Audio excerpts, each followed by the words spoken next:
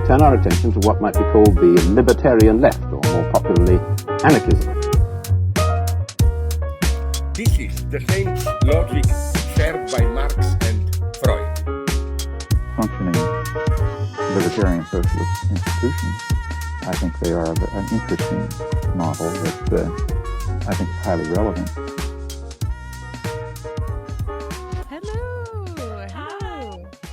Hello. Welcome to another episode.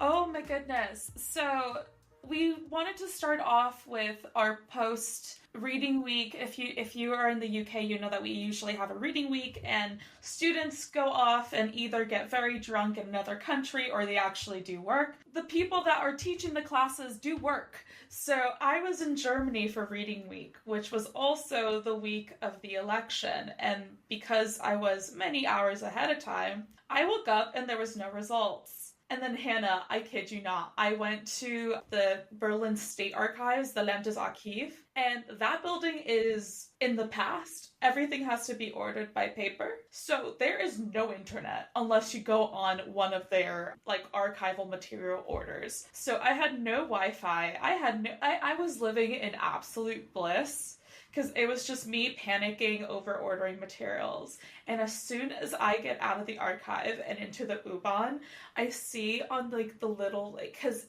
the German U-Bahn has these little TVs with the news on them. And it said President Trump. And I was like, ah! So I was on my way to the Gay Museum, to their archive. And I showed up to the Schwules Museum. And I asked them, I'm like, did you see? They're like, yeah. I was like, wow, sucks, right? And they're like, yeah, genau.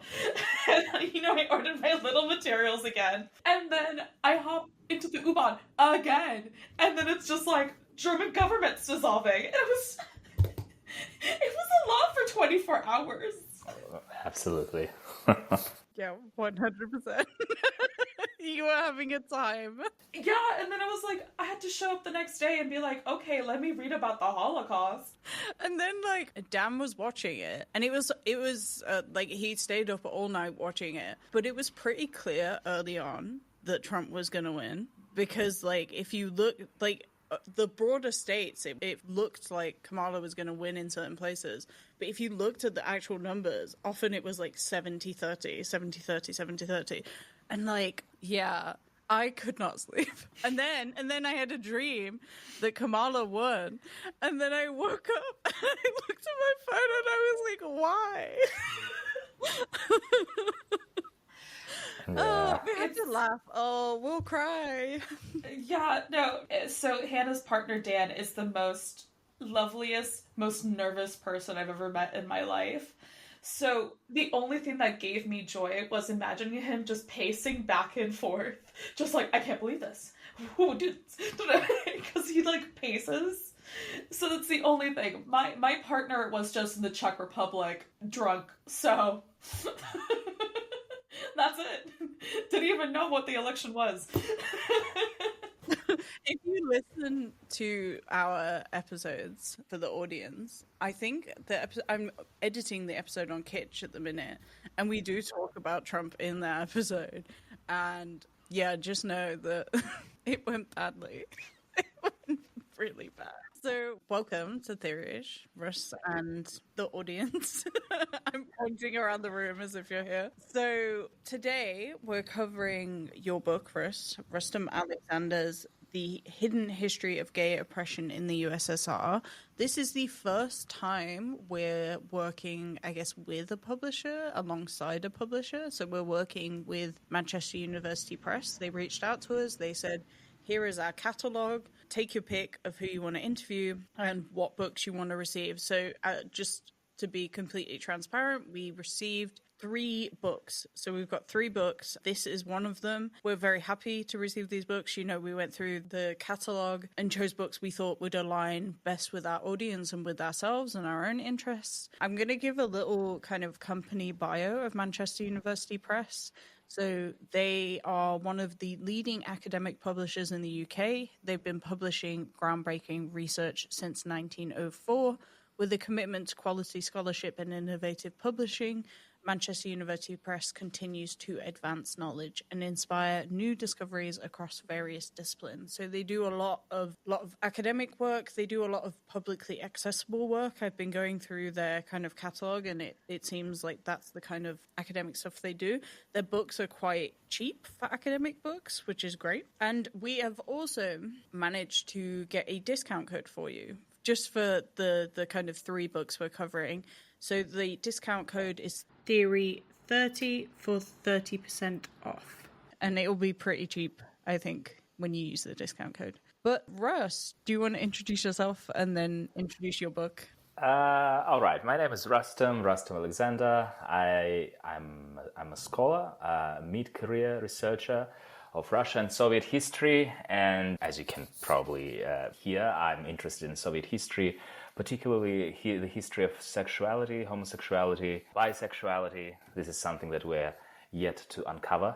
And today we are talking about my book, an academic and a non-fiction, if we can put this, a crossover book, which is academic and non-academic at the same time, titled Red Closet, The Hidden History of Gay Oppression in the USSR. A book that I wrote in 2022 and a book that was published in 2023, to be more exact, in May. And it's been out for more than a year, I guess. And the book was translated into Russian. We did it very, very, very fast because we had to do that. I mean, I was very keen to get everything I wrote in that book to the Russian reading audience. And as you know, or maybe you probably don't know, in December 2022, Putin extended his ridiculous anti-gay propaganda laws to include adults, which means that you basically can't say anything about gays in public in Russia. So we had to act fast. So basically we published the book in November, the Russian version, before the English version even came out. And in December, Putin, did his thing. He signed this law. And in December, my book was, the bestseller in major Moscow bookstores, which were not for gay people. They were for everyone. So I guess the media campaign that we kind of initiated, helped to spread the word about books. So basically we sold, all the copies are sold out, but we now can't publish it in Russia. But obviously we are going to publish it, but in a different way. So that's it. Yeah. So, yeah. I mean, I'm hoping that the book will be translated into some other languages. There was some interest from Italian publishers, but they kind of went quiet on us. So if they are listening to this podcast, yeah, I'm still keen. Yeah, come on, Italy, that would be good. Yeah, but I mean, look, it was very exciting to work on that. And I am very excited about working on books that I know will engage people, from outside academia. I'm very, very keen to initiate that sort of dialogue, because I think that when it comes to, writings and books like that, I mean, in Russia, there's a severe shortage of stuff like that. I mean, you go to a bookstore in New York, you have a whole, section of queer literature, like popular literature, academic, accessible, inaccessible, whatever you like. But you go to a bookstore in Russia, you can't, first of all, there's no section like that. Secondly, even more benign books that are not about homosexuality, that are about some hidden aspects of Soviet history, you can't even open them in the bookstore because they are sealed shut, because the idea is that children will go into these stores, they will open the book, they will find out something, bad, and it will influence their minds, their unstable minds. That is ridiculous. So, I mean, not even 3 years ago, I think 5 years ago, that sort of obliteration of genuine knowledge and criticism began in Russian book stores, and I kind of felt suffocated. And I was looking at these shelves, and I was thinking it would be good if we could have, something like my book, because not just because this is an important issue, but because the history of Soviet homosexuality is a very fascinating one. It's brutal. It's in some cases absolutely shocking. So is the Western, version of history of homosexuality. But Russia is very infamous for its brutality and that kind of stuff. It was intertwined with the experiences of gay people in the Soviet Union. And I thought that basically putting all these stories together into one book that has a clear narrative with clear, not characters, characters, we could say, yeah. And, and staying as close as we can to the sources, that would be a great book. And I did that after writing my first book, which was an academic monograph. And I was not even thinking of trying to put it on my CV or something, because I knew that it was not like an academic work in the strict sort of like sense. Yeah, but then eventually, with some help from Manchester University, who thought that it would be a shame if this book would be disregarded as a non-academic book. They actually found some reviewers who gave suggestions on how to make sure that this book is both, read with interest by people outside academia and regarded seriously by academics. And I think we have achieved that. And that's what I like about working with Manchester University Press.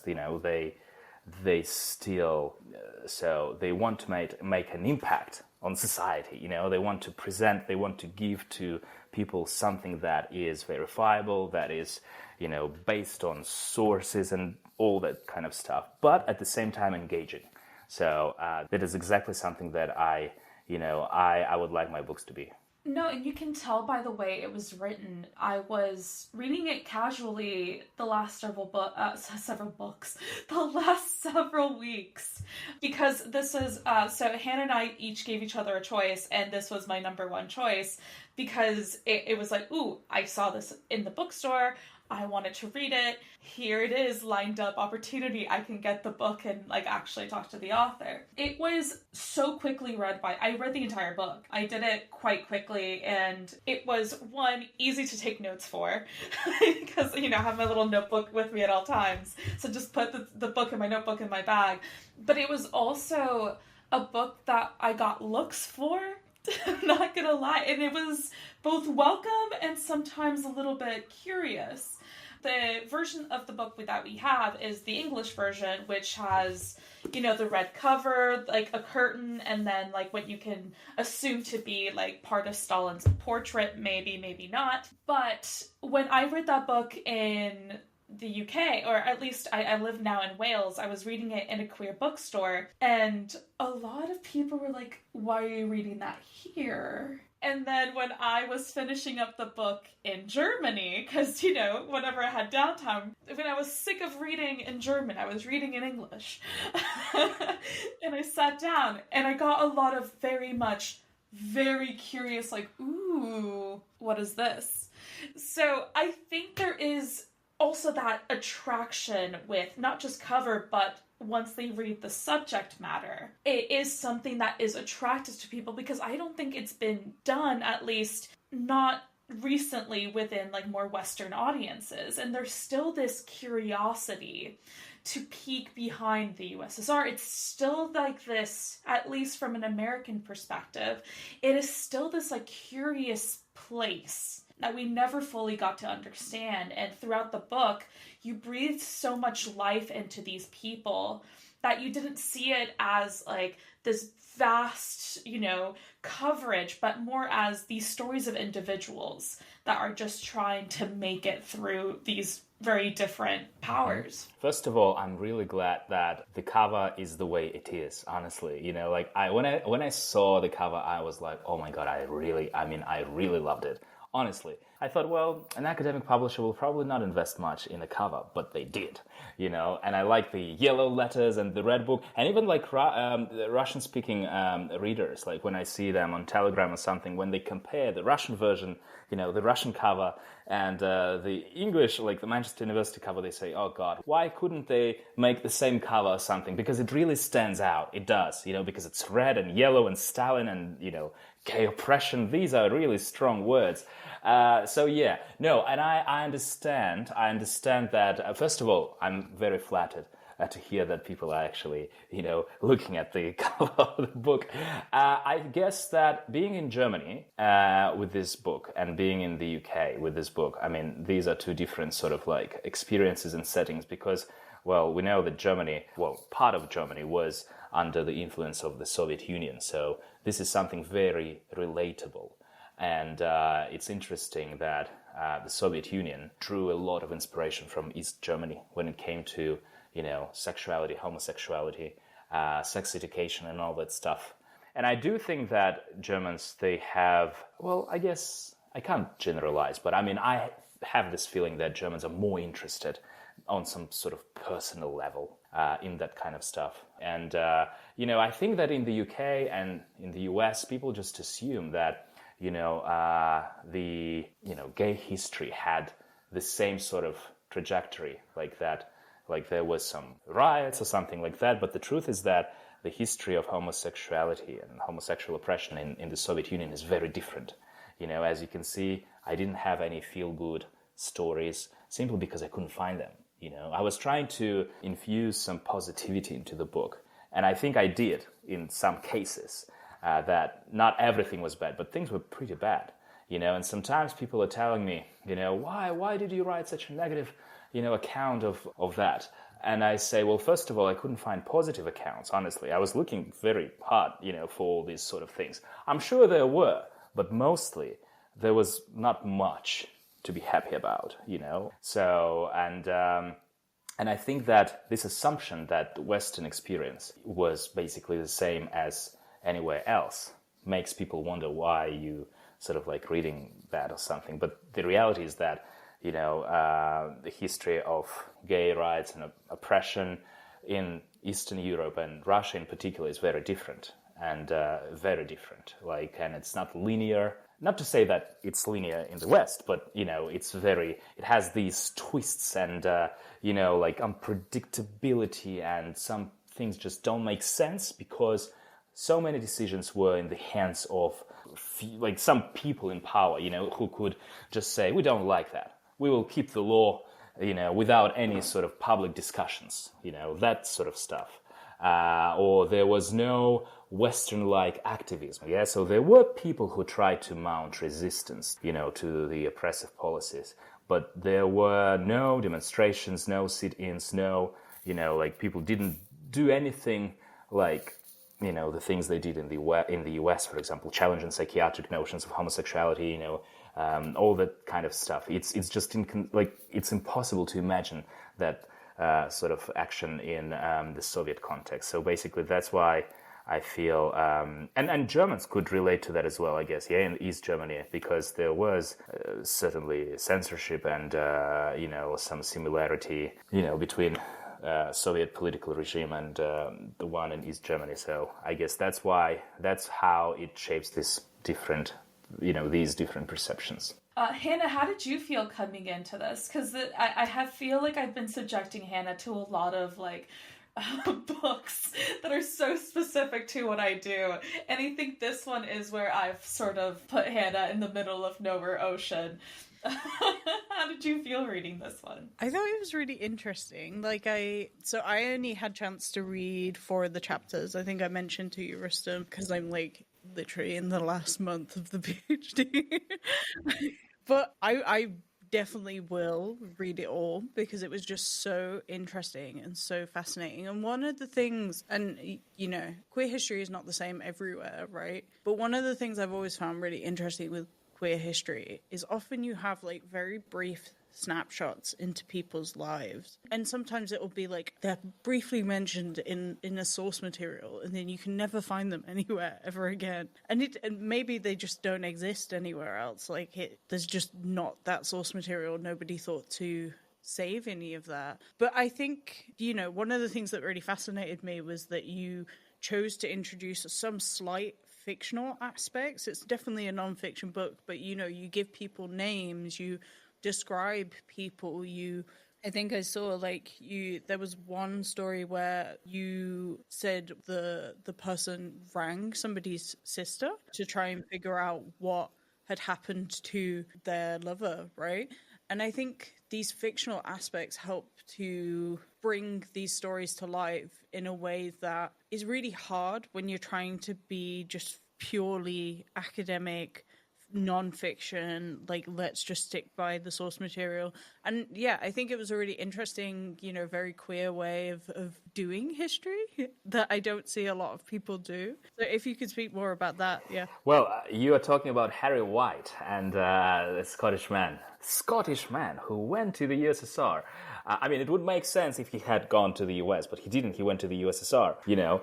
He was so fascinated by the developments in in the Soviet Union in 1930s.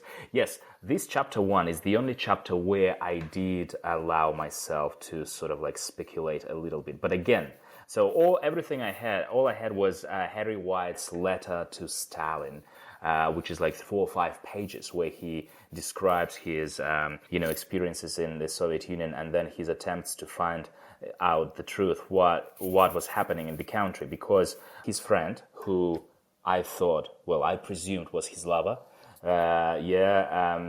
disappeared. He couldn't find him, and he was captured by the secret police.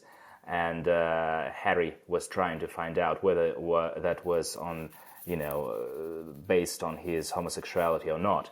And then he went to, Russia's secret police. He actually he had the courage to do that, because normal Soviet people would have never done that, because, you could simply walk in and never walk out of the building. And he went there and he asked them this uncomfortable question: is homosexuality, something that, is it a crime in the Soviet Union?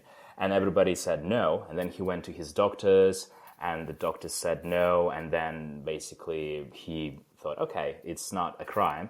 And then one day he finds out that actually there is a law on homosexuality, on sodomy. And then he goes to the same people again, and this time they say, okay, so, for example, he goes to the secret police and they say, okay, if we catch you doing that, then you will get in trouble. So he describes all of that stuff in a very, very, very brief way. Yeah, and I thought the story was really interesting, and I couldn't exclude it from the narrative, because it was crucial, a foreigner coming to the USSR does something that can be regarded as real gay activism. And he's not trying to sort of approach some, officials. He's approaching Stalin himself. He is asking the dictator, a question like that could easily land you in jail or get you shot or something. But using his privileged position as a foreigner, he wrote to Stalin, and he actually talked about the issue of homosexuality overall, with some theoretical explanations. He was not just writing about, hey, Stalin, can you release the person who, I know. No, most of his letter was about, the place of homosexuality in the Soviet Union. And it was very well substantiated by communist and Marxist writings. And it was very convincing, to be honest. But Stalin didn't like it, of course. We don't know exactly what Stalin thought, but Stalin commented. He just wrote idiot and degenerate, describing Harry, of course. Stalin liked to scribble things on papers, so that's what he did. So apparently he didn't like the letter. Yeah, so basically, I thought this letter was really important, and I took the liberty of adding some details that I thought. So basically, I tried to imagine myself as Harry, and then I used my knowledge of historical context, and I tried to reconstruct this picture. I know that other scholars have some more stuff on Harry White. Some other scholars found some new stuff, and they are yet to publish their books. And if they find out something new, or if they sort of question my story, that's fine. But that's the only story where I, honestly kind of used my imagination a little bit more. Yeah, I tried not to go overboard. I mean, honestly, I was thinking, should I include this chapter? Should I not? And I decided to include this chapter. And and that's the chapter on the basis of which people, I draw criticism from my colleagues sometimes when they say, hey, that what you wrote is not true. I'm like, well, we don't know. That's the truth. And then they say, okay, we like the other chapters, okay? That is the only chapter that we disagree with. And I'm like, okay, well, if someone else writes something about Harry, I will be happy to read about that. Honestly, I'm very curious. So yeah, that's the only chapter where I sort of like took the liberty to use these fictionalized sort of approaches more than in the others. Because, like, obviously, the closer you get to the collapse of the Soviet Union, the clearer the picture is and the more sources you have. So, finding sources, again, something that people criticize me for, they say, oh, the chapters are repetitive. You're talking about medical treatment of homosexuality. Well, because simply there are no other representative, diverse stories. I mean, there are, but they are hidden and they are inaccessible. And so again, I did the best I could. And if someone else finds something new, please write a book. Yeah, I want them to write a book and I want to see what is there. So there's a problem when we talk about Russia's and Soviet queer history. It's very difficult to find sources. It's really difficult. And in the current political context, it's dangerous to look for things like that. It is dangerous, and I mean, none of the scholars I know went to Russia, let alone Russian archives. Try going to Russian archives and try saying something like, hey, I need files on homosexuality, and the reaction will not be good. So that is, so that is the only chapter where I did. I think in other chapters, I try to stay as close to the sources. Yes, sometimes, like in the initial draft, I had more dialogues. And then the editors at Manchester University said that it's probably best not to it's probably best to just cite the document and leave it up for the reader to decide what was happening. And and I'm glad that they brought me to my senses because they said, again, if you want this book to be regarded seriously by academics, you need to minimize that sort of approach. And I did. And I'm happy that I did. The Russian version of the book has more dialogues because it's not it was not published by an academic publisher. It was published by Individuum Books. So they are not academics. So they wanted, that sort of fictionalized thing. And again, I would not. I mean, I understand the reservations. People's reservations about introducing dialogues. But at the same time, there are plenty of books on other subjects, and they are well cited by, academics, and they are well received. And again, this book, I think it was more, an act of some sort of activism or something rather than, an attempt to write, something scholarly. So, it gets cited by other people in their research, and I'm happy about that as well. Good. Yeah, I have a question about the Russian publisher then. Was it because it was just difficult to get a academic publisher to sign on to the book? Or was it more about because of your own stances, you wanted it to have more of that fluidity so that it would be more accessible to the public? Yeah. So, first of all, in Russia, we do have academic publishers, but they are not they're not like Manchester University Press. Obviously, when you write in English, Western academic culture is more accepting, tolerant, cutting edge, and all of that. I mean, I can't imagine submitting my book to an academic publisher in Russia. That would be difficult because, there are reasons. Academic publishers in Russia are not as open-minded. I mean, not all of them. No. There's a new formation of academic publishers now. But homosexuality is still a taboo subject, and people are very reluctant to write things about that. Now, this publisher, I came across their Instagram account, and I saw that their work is very, punchy. They really want to make an impact. Sometimes they say that they want to upset their reader a little more, to shatter their vision of the world and make them, think critically and to shock them as well. And do it in a productive way, so that the person who has read, their book has some, ideas and basically experiences this, shattering reversal of everything they used to think and believe, and now they are exposed to new ideas. And I like that approach, So they had a couple of books on Soviet history, and I liked the style, and these books were accessible.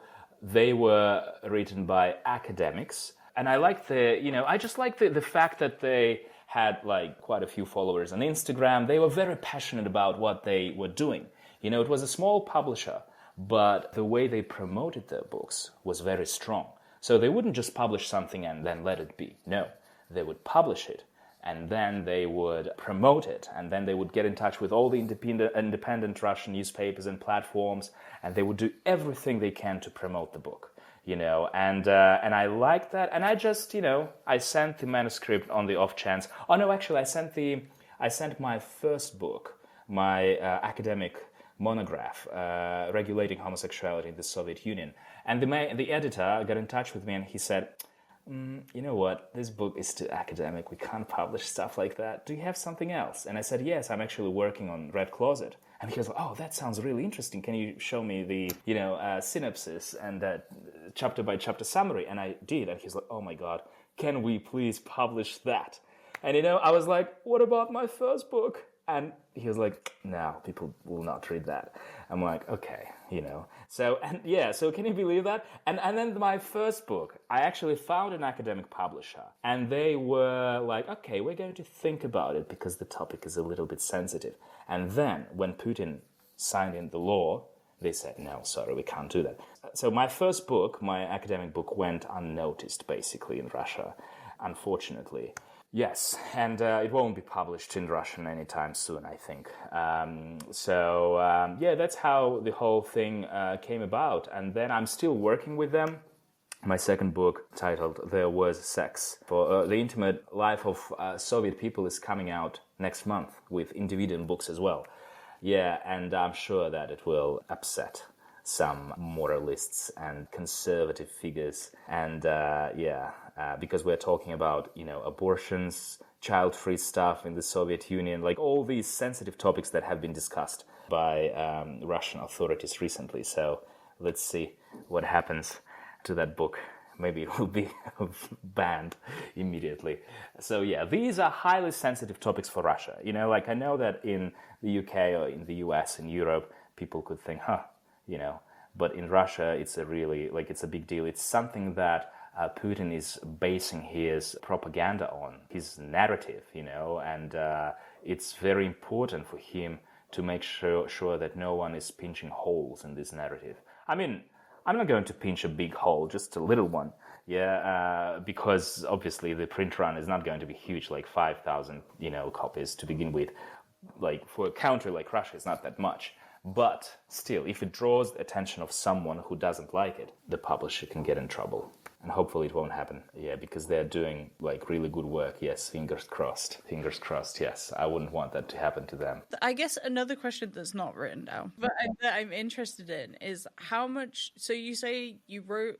I think you said in the book as well, you wrote an academic book out of your PhD, and then some of that material, I guess, has made its way into this, but in a more accessible way. What was the relationship between the two books, or even the two books in your PhD, or how much fed into one? Or did you think it was important to do that academic book first and then this book? Or, I'm really interested. Well, I just wanted to publish my thesis. So, and the first way was to do it in the, as an academic monograph, that would be the easiest. So basically, when I was writing my thesis, I was adding some things, and then my supervisor was saying, no, that's not appropriate for a thesis. And I was like, okay, fine, I will keep that. I thought these were interesting vignettes and stories, and I thought, I don't know how I'm going to use them in the future, but I'm going to get back to them. So basically, I wrote the thesis, it got, approved or whatever it's called, evaluated, the reviews and everything. I got my degree.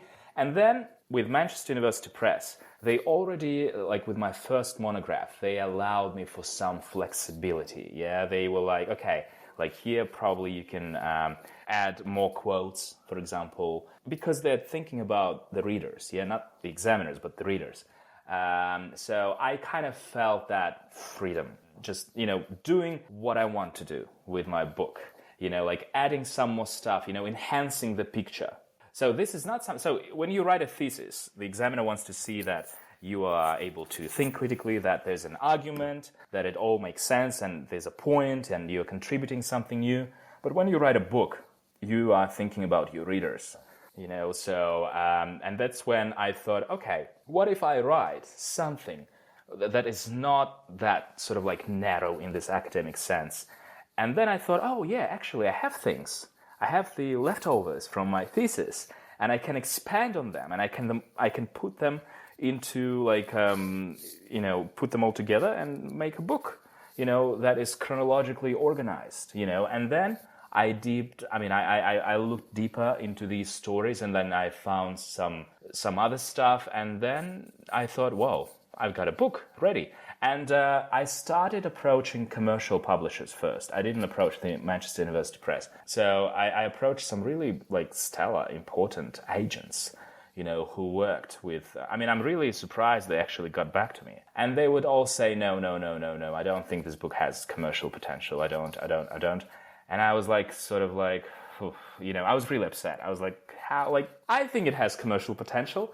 Maybe they didn't like my writing. I don't know. Like, nobody wanted to represent me, basically.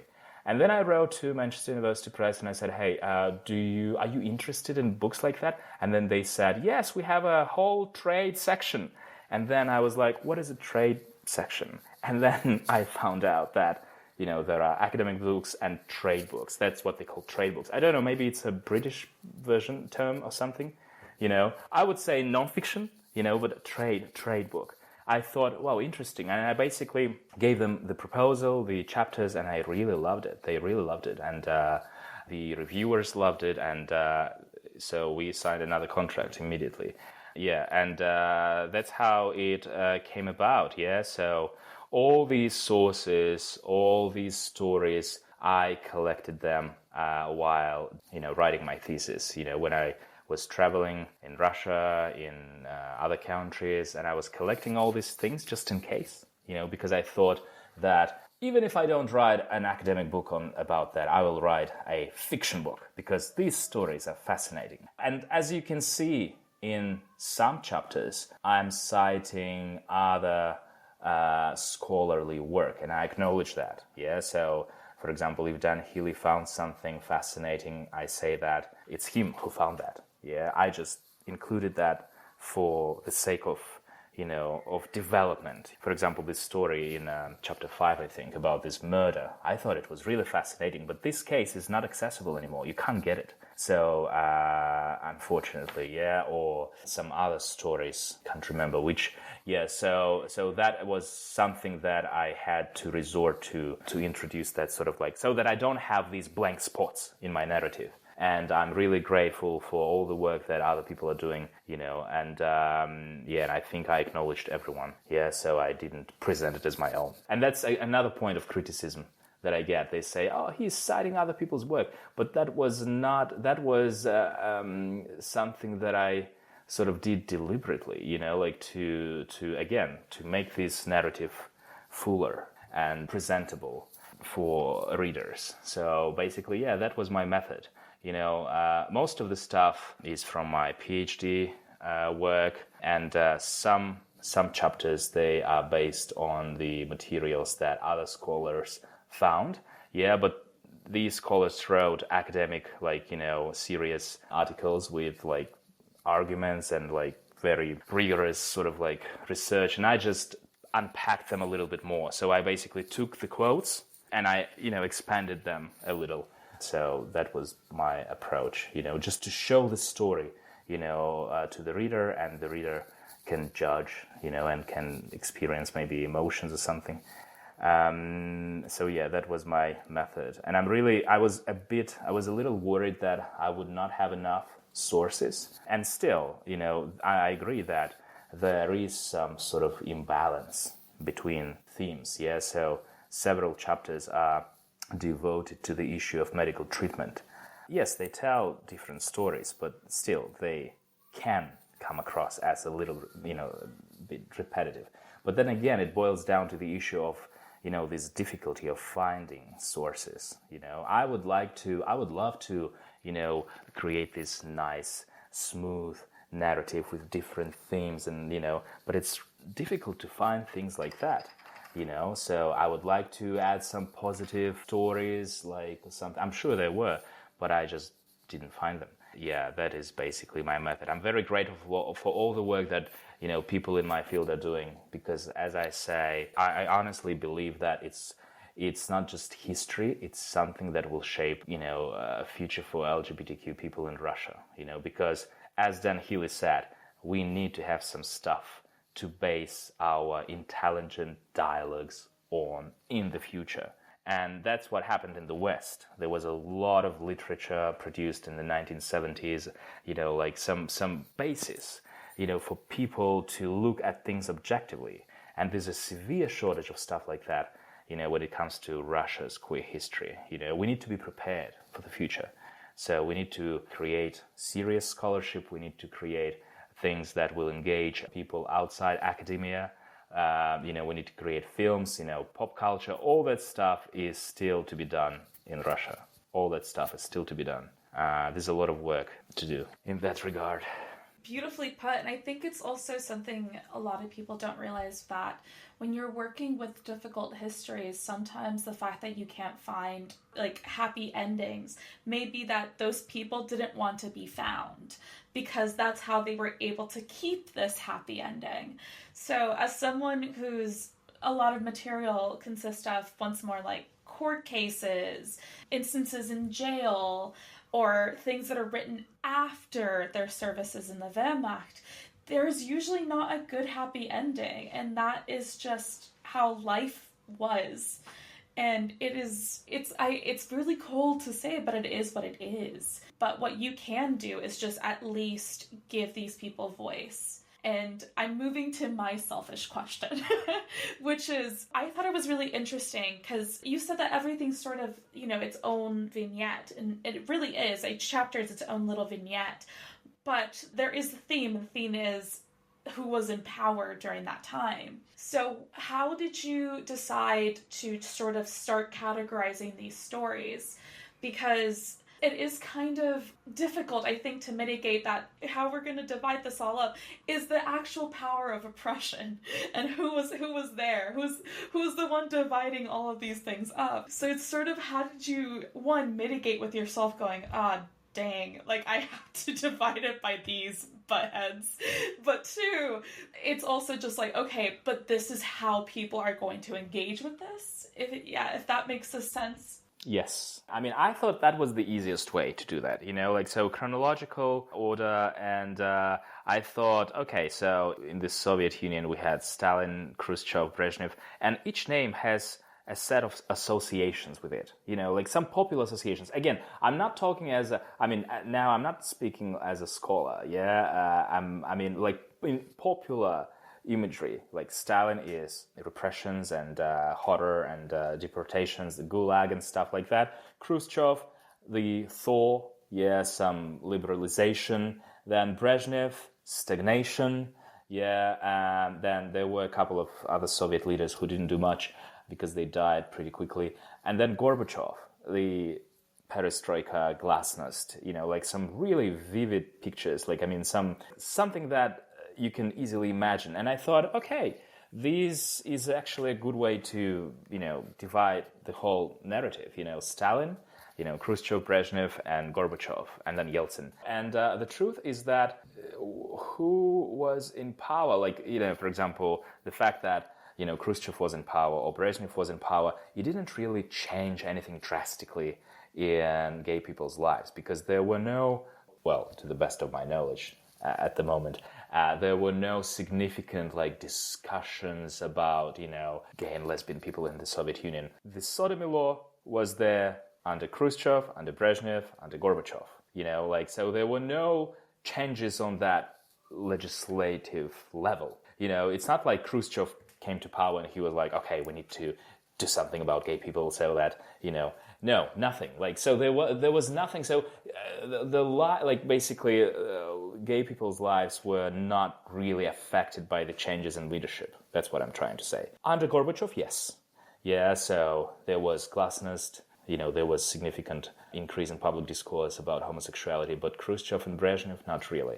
Stalin, yes. I mean, again, historians are still to find out whether these changes in leadership had any direct influence on the lives of gay people. We still don't know. Yeah, and I'm making generalizations here. I'm aware of that. But that was the easiest way for me to divide the book and make it engaging. Yeah, so because I honestly I couldn't come up with any other way of organizing that. What other way would you come up with? So yeah, I thought Stalin, Khrushchev, Brezhnev, Gorbachev. Yeah, I think it worked well. Yeah, and that's what my approach was. And again, I mean, that is the kind of book that I would personally like to see. So basically, I was not writing it for myself, no, but then this is something that I would like to find on the bookshelves in Russia, for example. And the popular history films and documentaries, they are also organized in that sort of like way. And I think that the information that I try to condense in this book, kind of makes more sense when you I think there is some, like with this chronological order, there is some order in your head and all that stuff sinks in better, and kind of like, so it's more, people are more receptive of that sort of information when it's organized in that way. So that was basically what I was hoping for, and that's, what we eventually did. Yeah, and I hope that, because there is, at least when I went to my master's, there was a lot of Russian students. So even if it's not available in Russia, there is still the diaspora of Russianness. And when they see this book on the shelf, they're going to be like, huh? Well, remember, I'm sure there is a degree of homophobia in Russian diaspora, so I don't know. Some people may dislike the book, But yeah, I mean, overall, the feedback is positive. And, just because this book sort of like propels this issue from academia into outside, it's really important. That's what I was, honestly, that was my intention.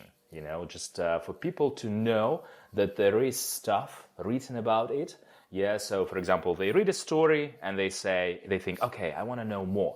Well, then go to academic stuff. Yeah, I mean, we just need to sort of break this wall between academia and, the proverbial wall, the paywall, whatever you call this wall. Because it's true, academic books are very expensive. Academic writing is difficult to sort of it's not something that you can read, before going to bed. So if people are interested in a subject, now they know that they can, resort to some more serious scholarship. And when I was writing the book, so each chapter is a standalone story. So if you feel bored or if you don't like one, you can skip and you can go to the next one, and it will still, it will still make sense. It will still educate you in a way.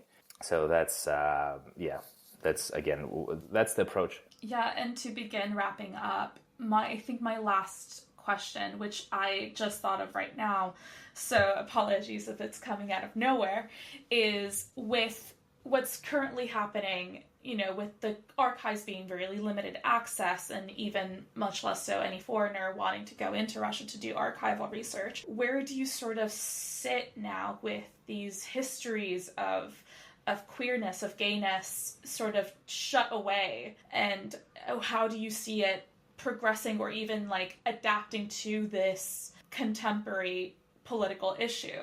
Because these stories are not going to go away, but they're going to have to change, and the approaches and methodologies are going to have to change with it. Mm-hmm. Well, look, I don't know. The situation is so unpredictable, honestly. So if you're talking, I mean, from my personal perspective as a scholar, yeah, it's a pity that I can't go to Russia and find, things. But we are living in a globalized world. Many people who had queer experiences and who were living queer lives in Russia, they are living in Europe now, for example, or they are accessible because of, Facebook, Zoom, things like that, so with new challenges, we have new opportunities.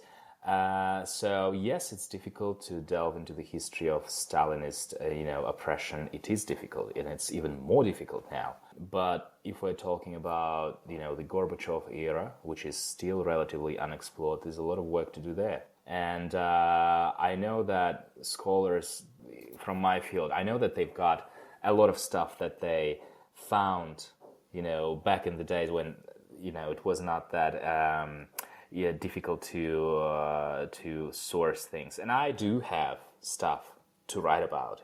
I do have things, and I have people who go to Russian archives and very carefully and discreetly, source the things that I need. So they don't go to the archive and say, "Hey, I need stuff on homosexuality." No, and even the fact that I'm speaking about that now will not compromise their identities. Yeah, because the way they do it is very subtle, and the stuff on homosexuality can be found in very unexpected places. So I do have stuff. One day I will run out of it, and if we're talking about archives, yes, it will be a little bit more difficult. But oral histories and people wanting to share their, stories, I think they can still be found. And definitely what is going on in Russia now will sort of affect the emergence of scholarship in that area. But who knows? Things may change. Yeah, the situation is so unpredictable in Russia, honestly. But it does have a direct bearing on what people write, how people censor themselves, people's thoughts about their security, and if I write that, will it get me in trouble? That kind of stuff, it has really serious implications for what scholars can do now, especially scholars who are Russians, who are not, living in the West, or who are inside Russia at the moment. This is a very interesting question, but I don't have an answer to it. So unfortunately, let's hope that everything will work out as it does in history.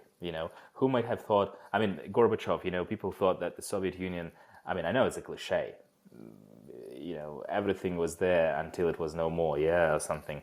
I lousily cited the title of a very important book. But that's the idea. People thought that the Soviet Union was forever, but then it collapsed. So, let's hope that the same sort of thing will happen to who. Yes. Fingers crossed. I think that's a really interesting ending because it's also slightly hopeful. It's like this notion that despite everything that's kind of happening in the world, queer history will still find a way. Yeah. Because it's always found a way. Yeah. And queer people will find a way. Yeah. But I think there's a lot of attack on queer, not attack, there's a lot of criticism about queer scholarship, but I think the point of it is, yes, scholarly advancement of knowledge and everything, but it also has this important practical value. And it has to be sort of transmitted to the people because it's interesting, it's fascinating, it's practical, and it's relevant. And, it's a very powerful tool against ignorance and prejudice and stigma. It's a very powerful tool. And it's a pity to see that all that important knowledge sometimes is just, not used, is not weaponized.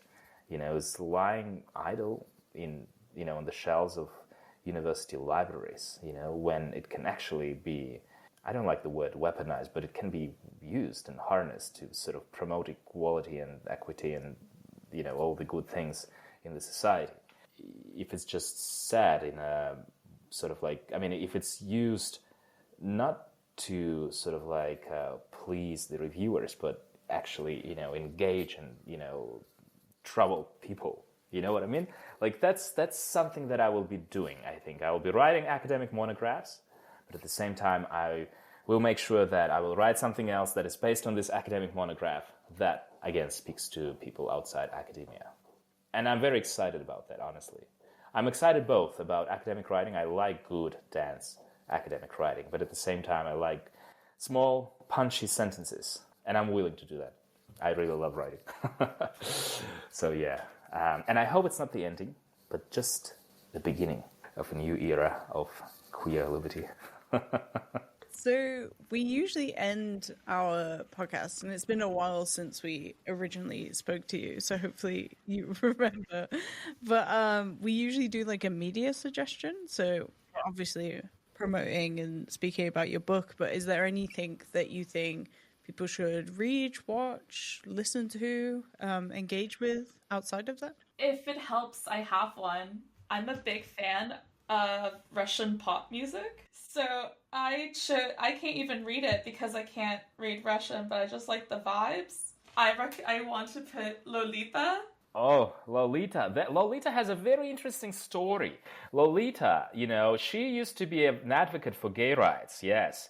And now she is, I hope she's forced, to sort of like tone down, like to sort of like downplay her, activism and stuff like that. I mean, it's very interesting, this metamorphosis, I guess that's the word. She used to be very pro-gay because her brother died of AIDS and he was gay, and he told her that he was gay like when he was like 50 or something. And I remember in one of her interviews she regretted not having that crucial conversation with him earlier. And now, and she's a superstar in Moscow gay clubs, to be honest. But now, like, I think, like, recently I got this vibe from her that she's trying to sort of, like, distance herself. I mean, I understand she's probably scared and stuff, but, like, it's sort of like, yeah, she's really fun she's really fun. And I remember she used to be the embodiment of sort of like of that person who breaks the stereotypes, Yeah. And I mean, now I remember, like, Lolita, yes, good. And also my publisher, Individuum Books, they publish some really good work, and they are also publishing their books in English. And and they're quite accessible, and I really like the stuff they do. I really like the work they put into that. And I think it's important that they continue what they're doing, because they're one of the kind, honestly, in Russia now, in this sort of like decimated Russian literary scene in terms of nonfiction. They are, a gust of fresh wind. And I'm really grateful that they began to exist 5 years ago. Let's hope that they did not get in trouble because of the writers like me. Or some other writers. Yeah, I'm really paranoid about all these things, so let's hope that it's not the end and it's all, good. Yeah, but that's the publisher that I would like to mention in the context of, these cultural medias, because they are part of the Russia's cultural landscape, they are. They're not, boring. They're not like, they're not run by old men who, like other major publishers in Russia, with this Soviet sort of like thinking, and, so they are run by young, creative people who are very tolerant and accepting and, cutting edge and very well versed in Western sort of debates and stuff. And they're very humane. That's it. Thank you. Amazing. We really recommend this book. Thank you. As you can So do I. Yeah. I recommend it. I'm actually, you know what? I know it's lame, but like on Goodreads, I see that 905 people liked it, so I'm waiting for it to be 1,000. Yeah, so listeners, make it over 1,000. Use that discount. Yeah, that would be good. I mean, I like every day I check this page and I'm like, I haven't lived this day in vain.